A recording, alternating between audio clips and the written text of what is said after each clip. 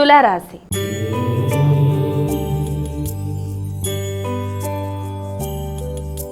అమ్మాయిక తులారాశి వారికి రోజు ఎలా ఉంది? మానసిక ప్రశాంతతను పెంపొందించుకోవడానికి ప్రయత్నం చేయాలి. అనవసరమైన హృదయాందోళనను అధిగమించాలి. ముఖ్యంగా సంతాన వర్గానికి సంబంధించిన విషయాల్లో కావచ్చు, అలాగే వృత్తికి సంబంధించిన విషయాల్లో కావచ్చు, అధిక శాతం దృష్టి కేటాయించడం వల్ల మీ యొక్క వ్యక్తిగత ఆరోగ్య విషయంలో శ్రద్ధను తగ్గించుకోవడం బట్టి కొంత ఘర్షణాత్మకంగా ఉండే అవకాశం ఉంది.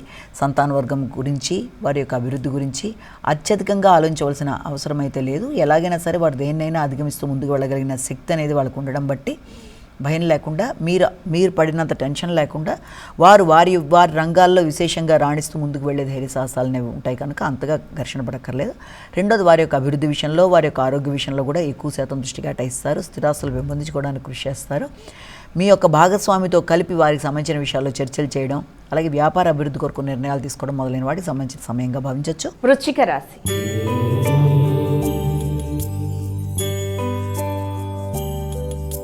అమ్మాయిక వృశ్చిక రాశి వారికి ఈరోజు ఎలా ఉంది? గృహ వాతావరణం మీద అధిక శాతం దృష్టి కేటాయిస్తారు. గృహ అవసరాలు, గృహోపకరణాలు, గృహాన్ని అందంగా మలచడం, స్థిరాస్తులు పెంపొందించుకోవడం, అలాగే ముఖ్యంగా మీ యొక్క సహకరించే వ్యక్తుల యొక్క సహకారాన్ని ఉపయోగించుకునే శైలిలో ఆలోచనలు మొదలైన వాటికి దృష్టి కేటాయిస్తారు. వాహనాలు నడిపేటప్పుడు తగిన జాగ్రత్తలతో ముందుకు వెళ్ళాలి.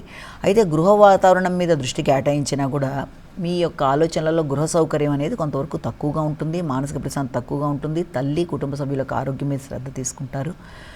అంతేకాకుండా ముఖ్యంగా స్థిరాస్తులకు సంబంధించిన విషయాలలో కొంత ఉద్వేగాలు, ఆశించిన స్థాయిలో ముందుకు వెళ్ళటలేదంటే అన్న భావన, అదే సమయంలో వృత్తిపరంగా కూడా వ్యక్తులతో కొంత ఘర్షణాత్మకమైన వాతావరణం మొదలైన వాటి వల్ల మానసికంగా ప్రశాంతత అనేది కొంతవరకు తక్కువగా ఉంటుంది. ధనస్సు రాశి.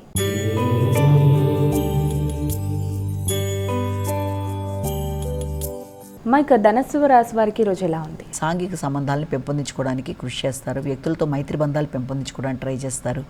ముఖ్యంగా ధైర్య సాహసాలు పెరుగుతాయి. నిర్ణయ సామర్థ్యం పెరుగుతుంది. ఆత్మీయుల కొరకు ధనాన్ని బాగా ఖర్చు పెడతారు.